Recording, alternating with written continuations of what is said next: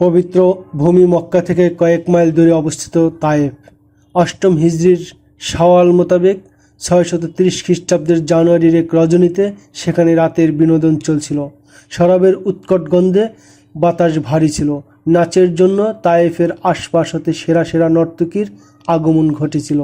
তাদের উলঙ্গ দেহের নৃত্য আর রূপের ঝলক আমন্ত্রিত অতিথিবৃন্দকে মাতাল করে দিয়েছিল।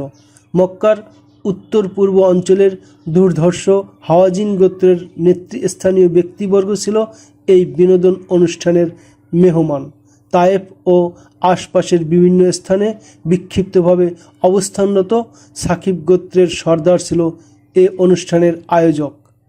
অতিথিবৃন্দের উপর নিজেদের ক্ষমতা এবং আন্তরিকতার প্রভাব বিস্তারের লক্ষ্যে তারা এমন আড়ম্বর এবং বর্ণাঢ্য অনুষ্ঠানের আয়োজন করেছিল। দুই নর্তকী নৃত্য করেছিল। উপস্থিত দর্শকবৃন্দ অপলক নেত্রে অবলোকন করছিল। অতিথিগণও তন্ময় হয়ে যায়। সবাই যখন নৃত্য আর সঙ্গীতের সুরে হারিয়ে যায়, ঠিক সেই মুহূর্তে স্বাগতিক গোত্রের নেতা মালিক বিন আউফ আসন ছেড়ে উঠে দাঁড়ায়। হাতে মৃদু তালি বাজায়। নীরব হয়ে যায় বাদ্যযন্ত্র। নর্তকীরা মূর্তির মতো দাঁড়িয়ে যায়। তাদের প্রশ্নবোধক দৃষ্টি মালিক বিন আউফের প্রতি নিবদ্ধ হয়। অতিথিবৃন্দের মধ্যেও নিস্তব্ধতা নেমে আসে। সরব অনুষ্ঠান মুহূর্তেই নীরব নিস্তব্ধ হয়ে যায়। মঞ্চ থেকে গ্যালারি সর্বত্র পিনপতন নীরবতা। সবার দৃষ্টি মালিক বিন আউফের দিকে। কোনরূপ আহ্বান কিংবা দৃষ্টি আকর্ষণ করা ছাড়াই সকলেই তার দিকে চেয়ে থাকে।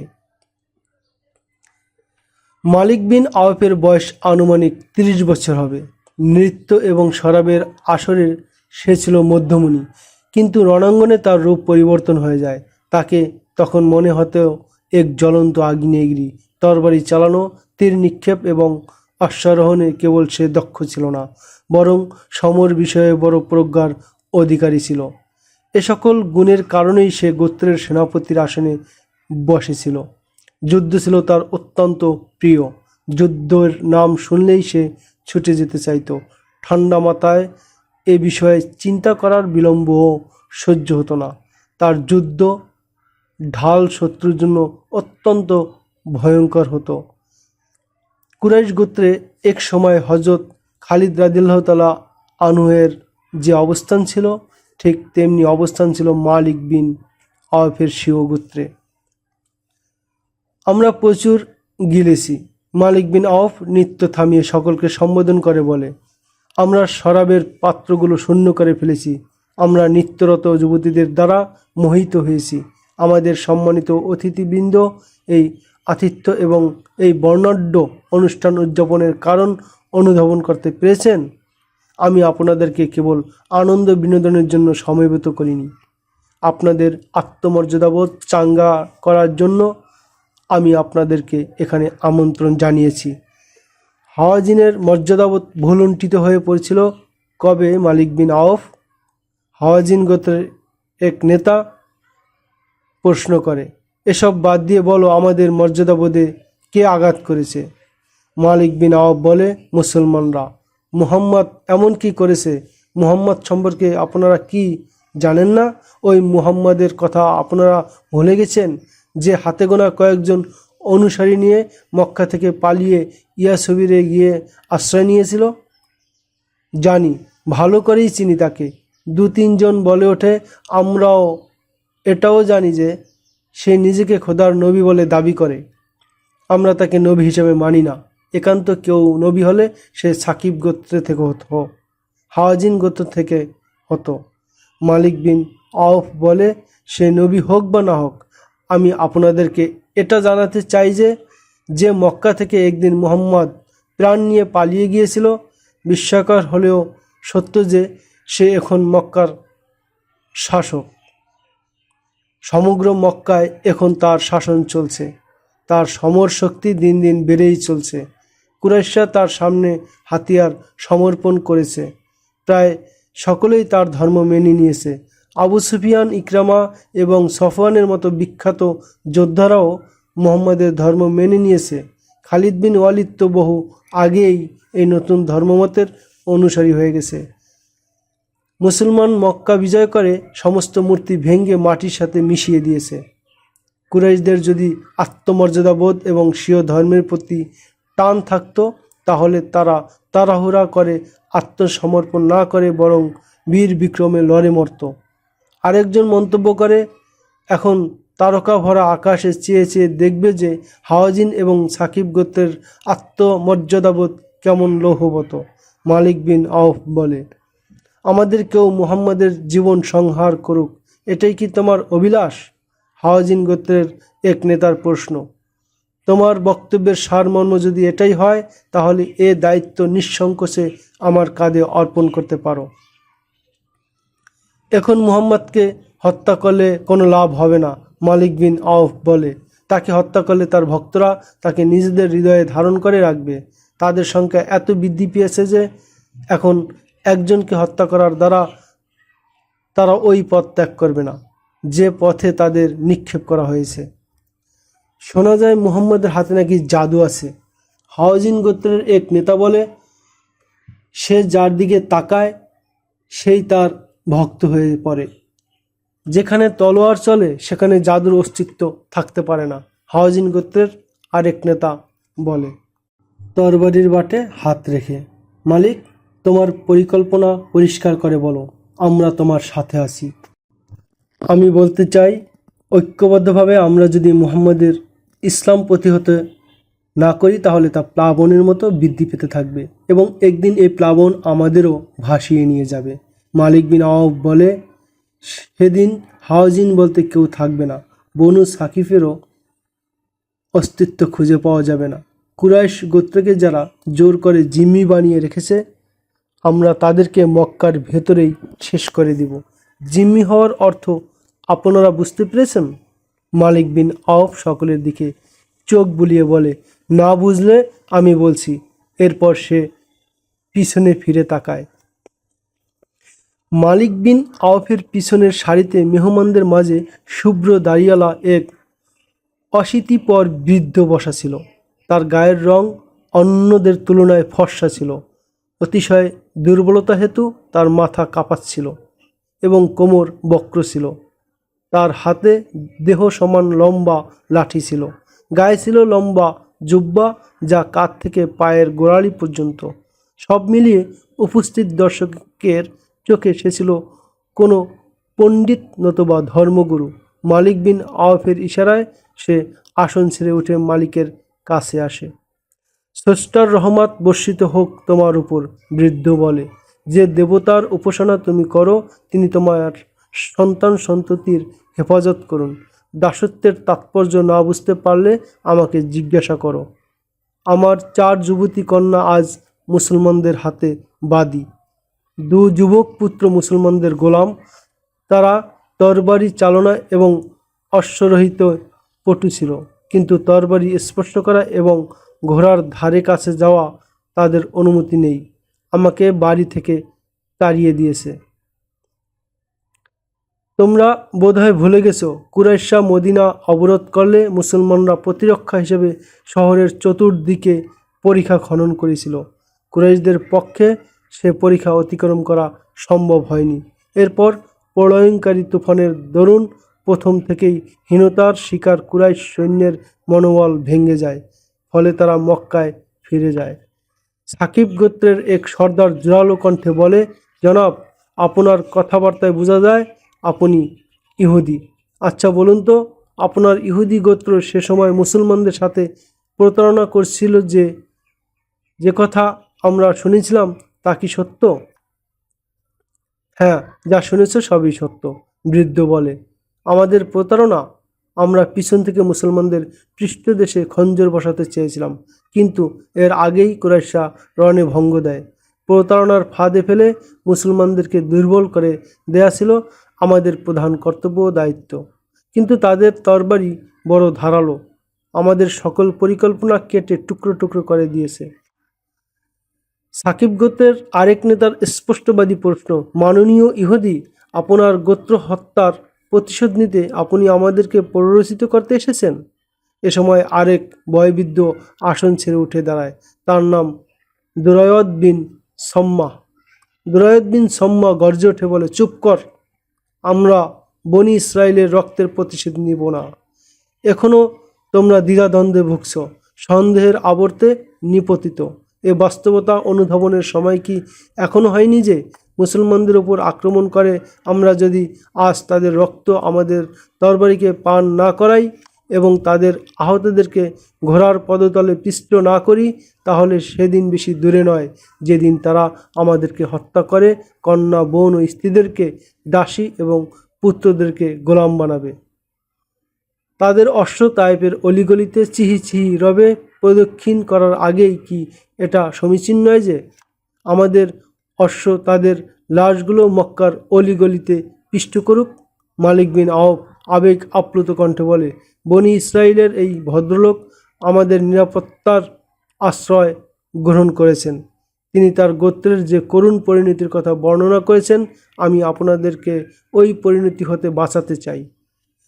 চলো, লাত দেবীর নামে শপথ করি যে মক্কার মূর্তি ধ্বংসকারী মুহাম্মদ ও তার অনুসারীদের খতম করে তবেই আমরা স্ত্রীদের কাছে যাব এবং তাদেরকে আমাদের মুখ দেখাবো। ইসলাম দিবাকরের আলো যখন চতুর্দিকে প্রসারিত হচ্ছিল, তখন আরব ভূখণ্ডে ব্যাপকভাবে মূর্তি পূজা হতো। উপাস্য নির্বাচনের ব্যাপারে দল, মত, গোত্র, বর্ণে বিভিন্নতা থাকলেও উপাসনার বেলায় সবাই ছিল এক মতাদর্শী। পূজা আরাধনার ব্যাপক চর্চা চললেও তারা আবার আস্তিক ছিল। তারা আল্লাহর অস্তিত্ব বিশ্বাস করত। তাদের দোষ ছিল আল্লাহ পর্যন্ত পৌঁছতে তারা মাঝখানের মাধ্যমে হিসাবে বিভিন্ন কল্পিত দেবদেবীর অস্তিত্ব টেনে আনত। তাদের বিশ্বাস ছিল এ সমস্ত মূর্তির সন্তুষ্টি ছাড়া আল্লাহকে পাওয়া সম্ভব নয়। মূর্তির মন জয় করতে তারা কিছু প্রথা চালু করেছিল। তায়েফে পূজার মূর্তির নাম ছিল লাত। এটা কোনো মানব বা দানবাকৃত ছিল না। এটা ছিল মূলত বিরাট একটি পাথর, একটি চতুর্ভুজের মতো ছিল। কোনো কোনো ঐতিহাসিকদের মতে এই পাথরটি প্রাকৃতিকভাবে একটি বিশাল চত্বরের মতো পড়েছিল। অতীতে এক সময় হয়তো এখানে কেউ কোনো মূর্তি স্থাপন করেছিল, কিন্তু ইসলামের আবির্ভাবকালে এখানে কোনো মূর্তি ছিল না। আশেপাশের লোকেরা এই চত্বরেই পূজা করত। 630 খ্রিস্টাব্দের জানুয়ারি মাসে হাওয়াজিন গোত্র সাকিব গোত্রের অতিথি হয়ে তায়েফে এসেছিল এবং সাকিব গোত্রকে মক্কা আক্রমণের জন্য উত্তেজিত করছিল। এ সময় হাওয়াজিনের এক নেতা প্রস্তাব করে যে জ্যোতিষী ডেকে ভাগ্য গণনা করা হোক, আমাদের আক্রমণ সফল হবে কিনা। ভাগ্য নির্ধারক দ্বারা তীর দ্বারা এই ফলাফল নির্ণয় করা হতো। মূর্তির হাতে একটি থলে থাকতো, তাতে অনেকগুলো তীর থাকতো। কিছু হা না কি না চিহ্নিত তীরেই হতো ফলাফল, ভালো মন্দ নির্ণয়। ভাগ্য নির্ণয়ের ক্ষেত্রে পুরোহিতদের তুলনায় জ্যোতিষীদের মর্যাদা ছিল বেশি। জ্যোতিষী হতো জ্ঞানী, বিচক্ষণ, সহজে হৃদয়ে জয় করার অনেক দুর্ভেদ্য মন্ত্র তাদের জানা থাকত। জ্যোতিষী ভাগ্য নির্ণয় ছাড়াও অদৃশ্যের খবর জানত। তাদের প্রতিটি কথা সত্য বলে মানুষ বিশ্বাস করত। পরদিন ভোরে হাওয়াজিন এবং সাকিফ গোত্রের দুই শীর্ষ নেতার সামনে জৈনিক জ্যোতিষী বসা ছিল। তারা কোনো কথা বলার পূর্বেই জ্যোতিষী কথা বলে ওঠে, আমি গায়েবের খবর নিতে পারি এবং ভূত ভবিষ্যতে রূপ দিয়ে বলে দেব যে ভবিষ্যৎ কেমন হবে এবং তাতে কি কি ঘটবে, অন্তরে কি আছে তাও বলতে পারবো। জ্যোতিষী চোখ বন্ধ করেই রইল। তোমরা কোনো কথা না বলে তোমরা কি বলতে এসেছো আমার মুখে শোনো। তোমরা যাদের উপর আক্রমণ করতে মনস্থ করেছ তাদেরকে এক প্রকার ঘুমন্ত মনে করতে পারো। তারা মক্কা দখল করে, এখন তারা শৃঙ্খলা পুনঃপ্রতিষ্ঠায় ব্যস্ত। মক্কায় কর্তৃত্বের ভিত্তি মজবুত করতে ব্যস্ত। মক্কায় এখন তাদের শত্রু আছে। মুহাম্মাদের ধর্ম সবাই মেনে নেয়নি। দুরায়দ বিন সম্মা বলে, সম্মানিত জ্যোতিষী, আপনি দয়া করে বলুন মুহাম্মাদের আগেসরে আমরা তাকে বাগে আনতে পারবো কি না? আমাদের অতর্কিত আক্রমণ মুসলমানদের কোমর গুঁড়িয়ে দেবে কিনা? জ্যোতিষী আকাশের দিকে চায় এবং কিছুক্ষণ দুর্ভেদ্য ভাষায় মন্ত্র পড়ে বলে, ভবিষ্যতের পর্দা ফাঁক করে দেখলাম তোমাদের হামলা হবে অতর্কিতে। তোমাদের তরবারি যখন তাদের কচুকাটা করতে থাকবে তখনই তারা টের পাবে শাহরগ স্পর্শিত তলোয়ারের আঘাত থেকে কে নিজেকে রক্ষা করতে পারে। এটাই উপযুক্ত সময়, এটাই অপূর্ব সুযোগ। মুসলমানরা একবার নিজেদেরকে গুছিয়ে নিতে পারলে তোমাদের আশা আর পূর্ণ হবে না। উল্টো মুসলমানরাই তোমাদের পিছু ধাওয়া করে তোমাদের ধন সম্পদ এবং নারীদেরকে তোমাদের লাশের উপর দিয়ে টেনে হিঁচড়ে নিয়ে যাবে। এখন শুভাশুভ যাচাই করার আর দরকার নেই। লাত দেবী নিজেই হামলার পক্ষে ইঙ্গিত দিয়ে জিজ্ঞাসা করছে, আমার পূজারীদের তরবারি এখনো কোষবদ্ধ কেন? এক নেতা জিজ্ঞেস করে, কোনো নজরানা লাগবে? জ্যোতিষী বলে, তোমাদের কাছে হাম থাকলে তা নজরানা হিসেবে দিতে পারো, আর না থাকলে দরকার নেই। তবে স্বীয় গোত্রকে জোর দিয়ে বলবে তারা যেন রণাঙ্গনে পৃষ্ঠ প্রদর্শন না করে। এ যুদ্ধে রক্ত এবং প্রাণ উৎসর্গ করতে হবে। হামের খোঁজে সময় অপচয় করো না। যাও, আমি তোমাদেরকে সব কিছু জানিয়ে দিলাম। মক্কায় মুসলমানরা খুবই ব্যস্ত। তারা এখন রণসাজে সজ্জিত নয়। এটা মোক্ষম সুযোগ। এ সুযোগের সদ্ব্যবহার করো। সুযোগ একবার হাতছাড়া হয়ে গেলে তখন আফসোস ছাড়া আর কিছুই করার থাকবে না। যে উটের বংশধারা চতুর্থ স্তরে উন্নীত হয় তাকে হাম বলে। সে সময় মানুষ এ ধরনের উট উপাস্যের নামে ছেড়ে দিত। এ উটকে অতি পবিত্র ভেবে কেউ তাকে কোনো কাজেই ব্যবহার করত না। এদের দেহে সাংকেতিক চিহ্ন থাকত। এ ধরনের উট যার সামনেই পড়ত সে তাকে সম্মান করত এবং ভালো খাদ্য দ্বারা তাকে আপ্যায়ন করত। হাওয়াজিন এবং সাকিব গোত্রের শীর্ষ নেতারা জ্যোতিষীর সুবাক্য নিয়ে চলে গেলে জ্যোতিষী অন্তঃপুরে চলে যায়। সেখানে আগে থেকেই ওই ইহুদি বসা ছিল। গতকাল অনুষ্ঠান চলাকালে মালিক বিন আউফ যাকে ইঙ্গিত বলেছিল যে সে যেন সকলের জিম্মি হয়ে থাকার তাৎপর্য বুঝিয়ে দেয়। আমি তোমার দায়িত্ব পালন করেছি, জ্যোতিষী ওই ইহুদিকে বলে। এরা মক্কায় রওনা হতে আর বিলম্ব করবে না। বৃদ্ধ ইহুদি জানতে চায় তারা কি সফল হতে পারবে। বীরত্ব এবং বিচক্ষণতার মধ্যে সফলতা রয়েছে। জ্যোতিষী বলে, যদি তারা কেবল আবেগের উপর নির্ভর করে লড়াই করে এবং বুদ্ধিমত্তার পরিচয় না দেয় তাহলে মুহাম্মাদের সুশিক্ষিত সৈন্যরা তাদেরকে শোচনীয়ভাবে পরাস্ত করবে। আমার পুরস্কার কই? তোমার পুরস্কার সাথে করে নিয়েই এসেছি। বৃদ্ধ ইহুদি তার একথা বলে একজনকে ডাক দেয়। অপর কামরা থেকে এক সুন্দরী নারী বের হয়ে আসে। বৃদ্ধ ইহুদি তার জব্বার পকেট থেকে দুটি স্বর্ণের টুকরা বের করে এনে জ্যোতিষীকে দেয়। আমি আগামীকাল সকালে এসে এই যুবতীকে নিয়ে যাব, বৃদ্ধ ইহুদি বলে। আমি তোমাকে একটি কথা বলতে চাই, জ্যোতিষী বলে। আমি তোমার অনুরোধে সাড়া দিয়ে তাদেরকে এখনই মক্কা আক্রমণ করতে উস্কে দিয়েছি। কিন্তু তাদের নেতারা খুবই অভিজ্ঞ এবং বুদ্ধিমান। তারা পরিস্থিতি অনুধাবন করতে সক্ষম। তাদের বৃদ্ধ সর্দার দুরায়দ বিন সম্মা পূর্ব থেকে অবগত যে মক্কায় মুসলমানরা এখনও সব কিছু সামাল দিতে পারেনি। রাষ্ট্রীয় নিরাপত্তা ও শৃঙ্খলা বিধানসহ অনেক কাজ এখনও তাদের সামনে রয়েছে। তাদের ওপর হামলা করার এটাই উপযুক্ত সময়। হাওয়াজিন এবং সাকিব গোত্রের শীর্ষ নেতারা এ বিষয়ে সত্যতা যাচাই করতে আমার নিকট এসেছিল। খুব ভালো হয়েছে যে তাদের আসার পূর্বেই তুমি গোপনে আমার কাছে এসে সব কিছু অবগত করিয়েছ। বৃদ্ধ ইহুদি বলে, আমার একমাত্র লক্ষ্য মুসলমানদের ধ্বংস সাধন করা। ঐতিহাসিকগণ লিখেন, হাওয়াজিন এবং সাকিব গোত্রদ্বয় বেশ শক্তিশালী ছিল। মুসলমান কর্তৃক মক্কা বিজয় হলে তাদের আশঙ্কা হয় যে তারা পৃথক পৃথক এলাকায় বাস করে এবং বসতি এলাকার সংখ্যাও প্রচুর। তারা এক জায়গায় থাকে না, বহু দূরে দূরে তাদের আবাস। মুসলমানরা প্রত্যেকটি এলাকা দখল করে তাদেরকে টুকরো টুকরো করে দিতে পারে। নিজেদের ভবিষ্যৎ অন্ধকার দেখে তারা এই সিদ্ধান্তে পৌঁছেছে যে বিভিন্ন গোত্রকে ঐক্যবদ্ধ করে সম্মিলিতভাবে মুসলমানদের উপর ঝাঁপিয়ে পড়বে। উভয় গোত্র যুদ্ধ করতে সক্ষম লোকদের নিয়ে হুনাইনের কাছাকাছি আওতাস নামক স্থানে চলে যায়। মুসলমানরা তাদের বসতির উপর আক্রমণ করে তাদের সমূলে ধ্বংস করেছে একথা বলে তাদের নেতারা পার্শ্ববর্তী আরও কয়েক গোত্রকে নিজেদের সাথে মিশিয়ে নেয়। মোট সংখ্যা দাঁড়ায় 12,000। এই সম্মিলিত বাহিনীর সর্বাধিনায়ক নিযুক্ত হয় মালিক বিন আওফ। তার অনুমতি ছিল কেউ ইচ্ছে করলে তার স্ত্রী, পুত্র, কন্যাসহ গৃহপালিত পশুও সাথে নিয়ে যেতে পারবে। এই অনুমতির পিছনে তার এই যুক্তি ছিল যে মক্কার অবরোধ বেশ দীর্ঘ হতে পারে, ফলে এ সময় সৈন্যদের স্ত্রী, পুত্র ও গৃহপালিত পশুর ব্যাপারে চিন্তা করতে পারে তারা কেমন আছে।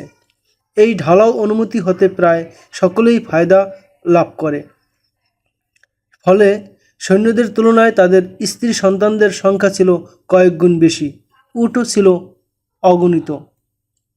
দুয়ারদ বিন সম্মা ছিল অত্যন্ত বৃদ্ধ, যুদ্ধে যাবার সামর্থ্য তার ছিল না, কিন্তু সৈন্যদের প্রয়োজনীয় দিক নির্দেশনা দিয়ে সময় মতো লড়ানোর যোগ্যতা তার মতো আর কারোর ছিল না।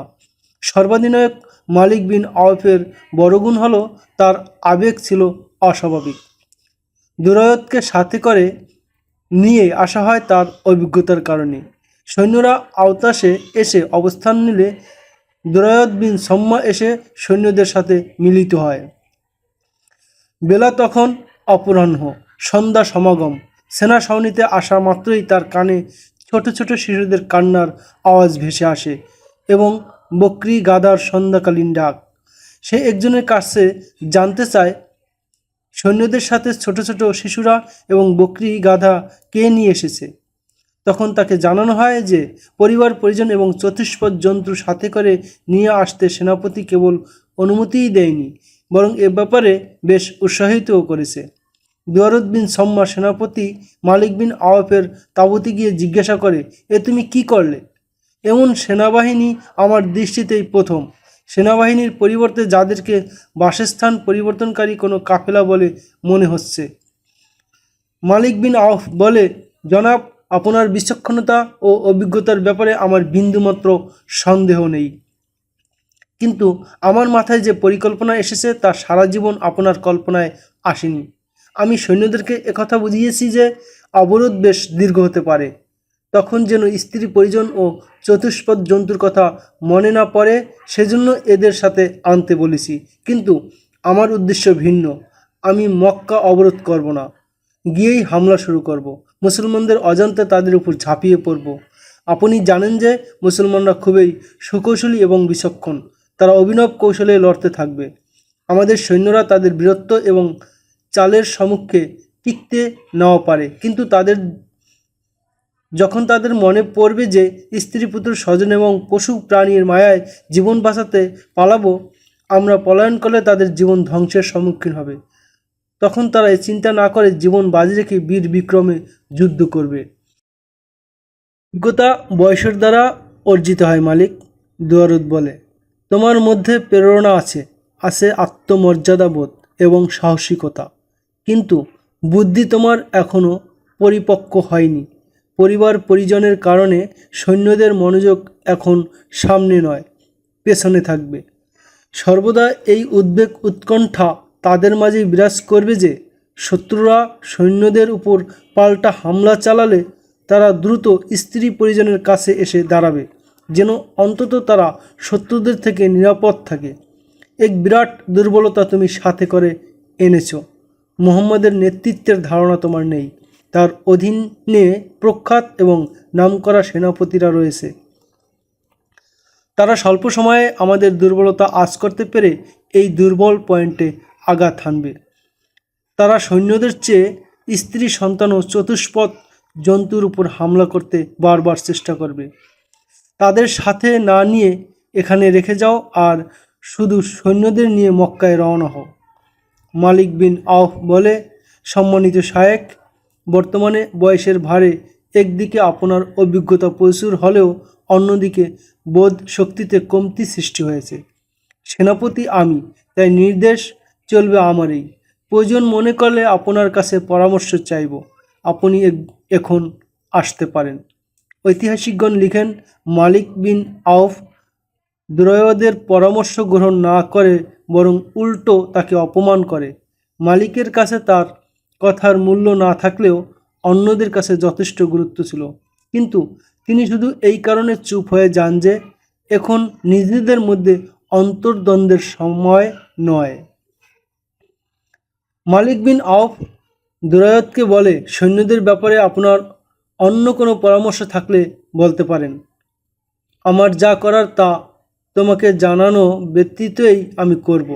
দুরায়দ বলে, আমার মধ্যে যদিও লড়াইয়ের শক্তি নেই, কিন্তু অন্যদের লড়াতে পারি। এরপর দুরায়দ নিজ তাঁবুতে গিয়ে বিভিন্ন গোত্রের নেতাদেরকে ডেকে পাঠায়। তারা একত্রিত হলে তাদের উদ্দেশ্যে শুধু এতটুকু বলে যে সংঘবদ্ধ হয়ে আক্রমণ করবে, পরস্পর বিচ্ছিন্ন হবে না। সমস্ত সৈন্যকে জানিয়ে দেবে যুদ্ধের পূর্বেই যেন প্রত্যেককে নিজ নিজ তরবারির খাপ ভেঙে ফেলে দেয়। তৎকালীন আরবের নিয়ম ছিল, যুদ্ধে তরবারির খাপ ভেঙে ফেললে তার অর্থ ছিল লোকটি যুদ্ধ করতে করতে প্রাণ দিবে, পৃষ্ঠ প্রদর্শন করবে না, পরাজিত হবে না। তরবারি খাপ ভেঙে ফেলাকে বিজয় বা মৃত্যুর ঘোষণা বলে মনে করা হতো। দুরায়দ গোত্রপতিদের ডেকে স্ত্রী পরিজন ও চতুষ্পদ জন্তু আওতাসে রেখে শুধু সৈন্যদেরকে মক্কা যেতে বলে। একথা কোনো ইতিহাসে পাওয়া যায় না, তবে দুজন ঐতিহাসিকদের মতে মূল যুদ্ধের সময় কেবল হাওয়াজিন গোত্রের পরিজন চতুষ্পদ জন্তু সাথে ছিল। মুসলমানদের বিরুদ্ধে বহু গোত্রের ঐক্য জোট হওয়ার এটা ছিল দ্বিতীয় ঘটনা। মালিক বিন আউফ এই আশায় সম্মিলিত বাহিনী নিয়ে রওনা হয় যে তারা অতর্কিত হামলা করবে। তার বাহিনীর এতদিন মক্কায় চলে যাওয়ার কথা, চলার গতিও হতো বেশ দ্রুত, কিন্তু অন্যান্য গোত্রের আওতাসে এসে মূল বাহিনীর সাথে মিলিত হওয়ার কথা থাকায় অনিচ্ছা সত্ত্বেও তাদের এখানে বিলম্ব হয়ে যায়। শুধু সৈন্য থাকলেও তারা এতদিন রওনা হতে পারত, কিন্তু সৈন্য সংখ্যার চেয়ে পরিজন এবং চতুষ্পদ জন্তু ও তাদের গৃহস্থলী মালামাল অধিক থাকায় আওতাস হতে তাদের রওনা হতে বেশ দেরি হয়। এ সময় মক্কার অলিগলিতে একটি আওয়াজ সবাইকে চমকে দেয়, মুসলমান সাবধান, প্রস্তুত হও। এক উষ্ট্রারোহী রাসূল সাল্লাল্লাহু আলাইহি সাল্লামের বাসভবনের দিকে যাচ্ছিল আর এই আহ্বান করছিল, আল্লাহর কসম, যা আমি স্বচক্ষে দেখেছি তা তোমাদের কারো চোখ দেখেনি। একজন তাকে ডেকে জিজ্ঞাসা করে, কি হইচই করে ফিরছ? থামো, স্থির হয়ে বলো, কি দেখে এসেছো? রাসূল সাল্লাল্লাহু আলাইহি সাল্লামকে বলবো। লোকটি পথে না থেমে যেতে যেতে বলে, প্রস্তুত হও হাওয়াজিন এবং সাকিবের সৈন্যরা। রাসূল সাল্লাল্লাহু আলাইহি সাল্লাম তার কাছে বিস্তারিত তথ্য পেয়ে যান যে হাওয়াজিন এবং সাকিব গোত্রের সাথে অন্যান্য গোত্রের হাজার হাজার লোক আওতাসের কাছে জড়ো হয়েছে। তাদের উদ্দেশ্য মক্কা আক্রমণ করা এবং তারা রওনা হওয়ার উপক্রম। ইতিহাসে ওই ব্যক্তির নাম পাওয়া যায় না। ঐতিহাসিকদের বর্ণনা মতে শুধু এতটুকু জানা যায় যে বহুজাতিক বাহিনীর সমবেত হওয়ার কথা রাসূল সাল্লাল্লাহু আলাইহি সাল্লাম আগেই অবগত হয়ে যান। এ সমস্ত ঐতিহাসিক এবং পরবর্তী বিশ্লেষকদের মতে রাসূল সাল্লাল্লাহু আলাইহি ওয়াসাল্লাম এর ইচ্ছা ও চেষ্টা এটাই ছিল, যে কোনো উপায়ে যুদ্ধ বিগ্রহ এড়িয়ে চলা এবং যে সমস্ত অমুসলিম শক্তি মুসলমানদের দুশ্মন ভাবে এবং রাসূল সাল্লাল্লাহু আলাইহি ওয়াসাল্লাম এর বিরুদ্ধে ষড়যন্ত্র করে তাদের প্রতি সহমর্মিতা, শান্তি, ভ্রাতৃত্বের পয়গাম প্রেরণ করা। একদিকে এই ইচ্ছা, অপরদিকে 630 খ্রিস্টাব্দের জানুয়ারি মাসে নবী করিম সাল্লাল্লাহু আলাইহি ওয়াসাল্লাম যুদ্ধে গমনের মতো অবস্থায় ছিলেন না। রাসূল সাল্লাল্লাহু আলাইহি ওয়াসাল্লামকে পরামর্শ দেওয়া হয় যে শহরের পুনর্গঠন সাময়িকভাবে স্থগিত রেখে শহরের প্রতিরক্ষার দিকে দৃষ্টি দেওয়া প্রয়োজন। সকল প্রস্তুতি নিয়ে শত্রুর হামলা প্রতিহত কিংবা অবরোধের অপেক্ষা করা উচিত। রাসূল সাল্লাল্লাহু আলাইহি ওয়াসাল্লাম পরামর্শদাতাদের পরামর্শ এই বলে আমলে নেননি যে আমরা এখন প্রতিরোধ ব্যবস্থা গ্রহণ করে বসে থাকলে যখন প্রতিপক্ষ টের পাবে যে আমরা সতর্ক এবং কেল্লা বন্ধ করে বসে আছি, তখন শত্রুরা মক্কা থেকে অনতি দূরে তাঁবু গেড়ে এই অপেক্ষায় বসে থাকবে যে আমরা প্রতিরক্ষায় সামান্য শৈথিল্য প্রদর্শন করি, আর তারা এই সুযোগে শহর অবরোধ করে ফেলবে অথবা একযোগে হামলা করবে। এটা খাল কেটে কুমির আনার মতোই মহা বিপদ হবে, কারণ তারা তখন আমাদের জন্য সার্বক্ষণিক বিপদের কারণ হয়ে থাকবে। সে যুগের উদ্ধারকৃত বিভিন্ন প্রমাণাদি হতে জানা যায় যে রাসূল সাল্লাল্লাহু আলাইহি ওয়াসাল্লাম মুসলমানদের জন্য 3টি যুদ্ধনীতি প্রণয়ন করেন। 1. শত্রু নিজ ভূখণ্ড থেকে আহ্বান করলে তখন পারিপার্শ্বিক অবস্থা বিবেচনা করে সিদ্ধান্ত নেওয়া। 2. শত্রুর ইচ্ছা এবং উদ্দেশ্য জেনে গেলে নিজ ভূখণ্ডে বসে থেকে শত্রুর অপেক্ষায় না থাকা, বরং নিজেরা এগিয়ে গিয়ে তাদের উপর হামলা করা। এবং 3. সার্বক্ষণিক যুদ্ধের প্রস্তুতি নিয়ে থাকা। শত্রুদের মধ্যে এই উদ্বেগ রাখতে হবে যে যে কোনো সময় মুসলমানরা তাদের যুদ্ধের প্রতি আহ্বান করতে পারে, অথবা তাদের বিরুদ্ধে কোনো ষড়যন্ত্র করলে বিদ্যুৎ গতিতে মুসলমানরা তাদের পাল্টা জবাব দিবে। না, তা হতে পারে না। মালিক বিন আওফ নিজের তাঁবুতে বসে ফুঁসে ফুঁসে দুপা মাটিতে বারবার আশ্রে বলে, তারা ঝড়ের গতিতে কিভাবে এখানে পৌঁছল? তাহলে কি আমাদের মধ্যে গাদ্দার রয়েছে যে অনেক আগেই আমাদের আগমনের সংবাদ তাদেরকে জানিয়ে দিয়েছে? বিশ্বাস না হয় তুমি নিজে গিয়ে দেখে আসো মালিক। বৃদ্ধ দুরায়দ বিন সম্মা বলে, তোমার চোখ তোমাকে বিভ্রান্ত করবে না। আমি মিথ্যা কথা বলে থাকলে স্বয়ং দেবতা লাতের সাথে ধোঁকাবাজি হবে। ওই ব্যক্তি বলে, সে মুসলমানদের সংখ্যা কম বেশি 10,000 হবে বলে বর্ণনা করেছিল, এবং সে এটাও বলছিল যে তারা হুনাইনের নিকটে এসে অবস্থান করেছে। সে আরও বলে, তারা তাঁবু স্থাপন না করে সর্বক্ষণ প্রস্তুত হয়ে আছে। আর একথা মিথ্যাও নয় যে এ বাহিনীর সেনাপতি খোদ মুহাম্মদ। মালিক বিন আওফ ক্ষোভে ফেটে পড়েছিল। সে অতর্কিত মুসলমানদের উপর ঝাঁপিয়ে পড়তে চেয়েছিল। সে আওতাস থেকে মক্কায় রওনার নির্দেশ দিয়েছিল, কিন্তু অল্পক্ষণ পরেই সে জানতে পারে যে রাসূল সাল্লাল্লাহু আলাইহি ওয়াসাল্লাম এর নেতৃত্বে মুসলিম বাহিনী তাদের অনতি দূরে হুনাইনের কাছে চলে এসেছে এবং তারা মোকাবিলার জন্য সম্পূর্ণ প্রস্তুত। দুরায়দ বলে, ক্রোধ তোমার মেধাকে দুর্বল করবে মালিক। এখন অবরোধ আর অতর্কিত হামলার চিন্তা বাদ দাও এবং মুসলমানদের সাথে যেখানে তোমার মোকাবিলা হবে সেখান থেকে ফায়দা লুটতে পারো কিনা সেই চেষ্টা করো। শত্রুকে প্রতারিত করতে তোমার জুরি নেই, তোমার মধ্যে সাহসের অভাব নেই, তাহলে এত চিন্তার কি আছে? আমি তোমার পাশে আছি। আমি তোমাকে আবার বলছি, হাওয়াজিন গোত্র পরিবার পরিজন ও চতুষ্পদ জন্তু সাথে এনে ভালো করেনি। এসো আমার সাথে, হুনাইন উপত্যকা ভালোভাবে নিরীক্ষণ করে পলিসি গ্রহণ করি। যেখানে যুদ্ধের সম্ভাবনা ছিল সে এলাকা পরিদর্শনে তারা চলে যায়।